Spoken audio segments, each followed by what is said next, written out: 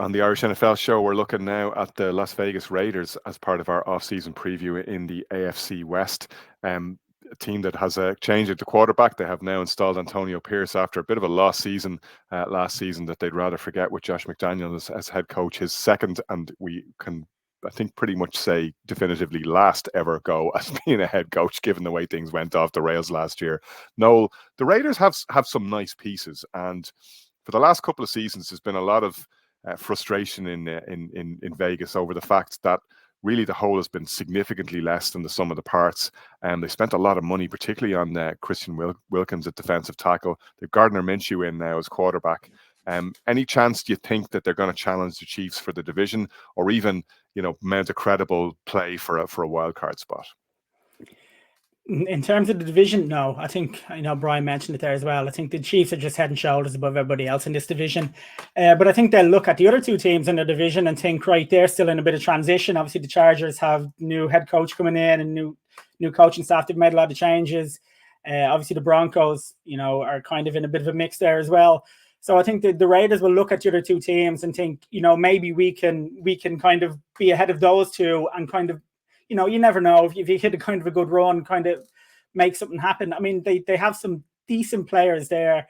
You obviously talk about the big signing they made on defense, which to me tells me that they obviously believe that they can do something. You're not going to go out and pay that kind of money for a player if you don't think you can maybe make something happen. You have Devontae Adams at wide receiver, which obviously is a top wide receiver there. The question mark is the quarterback. People looked at it going into the draft. They wondered, would they be able to make something happen? Obviously, everybody above them wanted a quarterback, so there was just no avenue for them to kind of do anything. So they bring in, obviously, Minshew, who I actually do like Minshew as a player. I think he can be effective. I think he done well for the Colts last year. You bring in Brock Bowers, who, has to be in the tight end, talked about as much, one or two maybe over the last few years. He's a player who, if he lives into what he's being, predicted to do, can be effective for them. Obviously, they lose Josh Jacobs at running back. That's a question mark there. Bring in Mattison, who was at the Vikings. I think he's a guy. We'll kind of see how that pans out.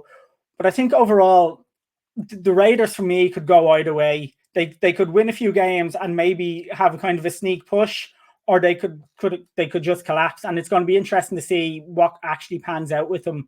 But I do think if it works out well, they do have some good pieces to maybe finish second in that division, and then you just kind of see what the mix is then, with how far the Chiefs are ahead. Kieran, as with any team, so with the Raiders, you look at the head coach and you look at the quarterback first when you're starting to evaluate how you think things are going to pan out in the season ahead. The players do seem to be buying into what Pierce is selling. I guess it's a question then of whether it's sustainable over a whole season and whether he is actually the guy.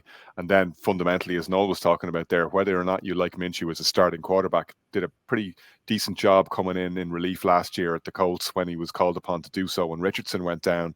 But I'm not necessarily sure you're building a franchise around this guy. What do you think?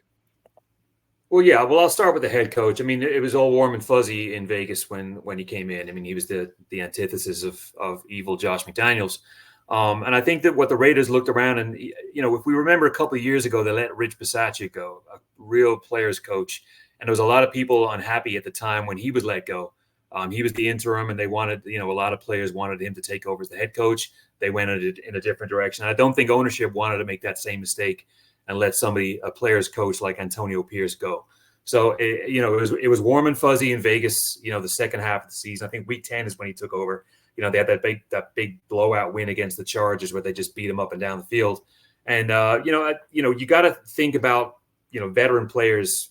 I'll call Crosby a veteran player, but the real leaders on the team, what's their opinion? What's their voice? And it seems like everything points towards Pierce. I mean, he's proved himself a leader on the team as a football player with the Giants, and he's turning that into a coaching career.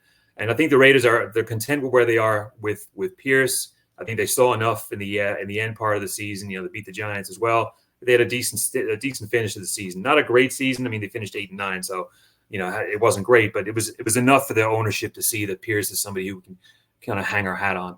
Minshew, on the other hand, I'm not convinced. I saw a lot of him when he was in Jacksonville. I don't want to call him a one-horse pony or a one-trick pony, but He's a scrambler.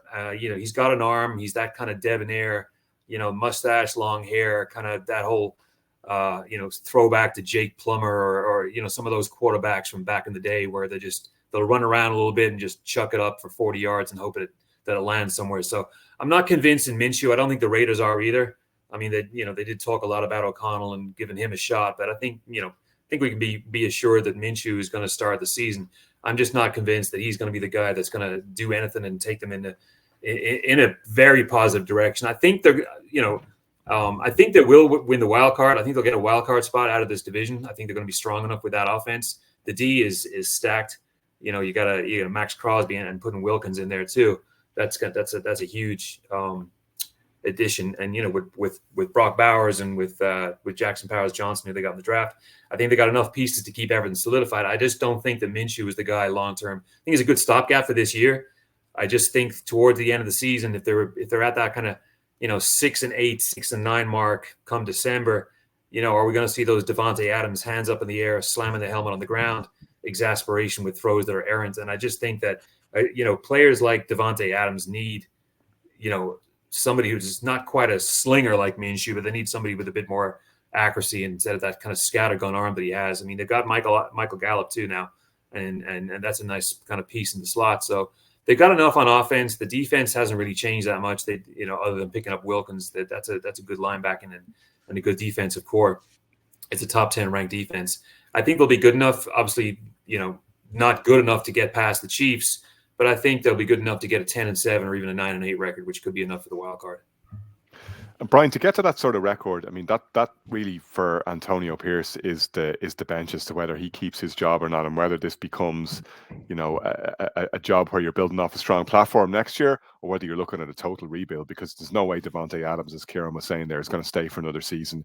He's maybe got only 1 or 2 years left in his prime before you start seeing him decline. And then you're starting to look at things like, well, are you going to break it down completely? Do you ship Max Crosby off for whatever you can get and see about a rebuild? They didn't do anything particularly flashy either in the draft or in free agency, unless you count that massive deal for Christian Wilkins, to be fair. So it looks like a kind of a soft rebuild here, but it really is going to be very dependent on whether they can stack enough wins to make this whole thing look sustainable.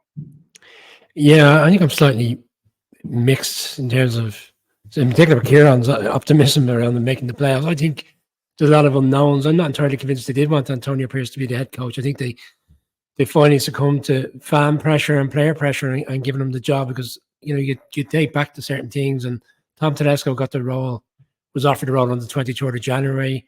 You would have thought by then they probably would have made the decision to give Antonio Pierce. Bear in mind the season's over, like early January. You think they would have kind of solidified the decision very quickly and say, yeah, we recognise what he's done in the 8 weeks in which he's taken over. The team were going nowhere fast. The first game to beat the Giants convincingly. They've had some convincing wins along that way.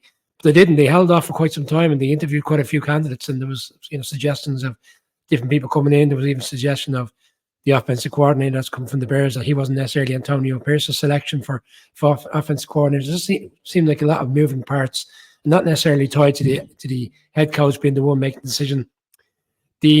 I get the Wilkins pick because he's such a fantastic player in his own right in terms of the position he plays in the league. A couple of years ago, they went very aggressive in free agency to bring in Chandler Jones. Obviously, that didn't work out. He had this kind of mindset he would play alongside Max Crosby, and they'd have a really fruitful defense. That didn't play out that way. I'm kind of concerned that could be the same here. And I agree on the Minshew. The Minshew, for me, strikes me as an interim quarterback to help develop our new rookie quarterback that we were going to bring in from the draft. And that didn't materialize, and they didn't really seem to make that huge push to get up the draft. I remember the press conference thereafter where Tom Tedesco said it just didn't line up properly for us. Well, you were selecting a 13, by the time you hit draft week, we kind of have a good understanding of who, how many quarterbacks are going to go top 10. And obviously the Broncos went to 12 and selected Bo Nix. Why did they not make that huge jump to get up there and get the quarterback of the future? It feels like let's run it back for a year. Okay, we've brought in some new players. It might work, it may not work. No conviction. And you speak to some Raiders fans, I don't think they're entirely sure what they expect from this team. So for me, it's a bit of a hit and miss team right now. That's your Las Vegas Raiders as far as our AFC West preview is concerned.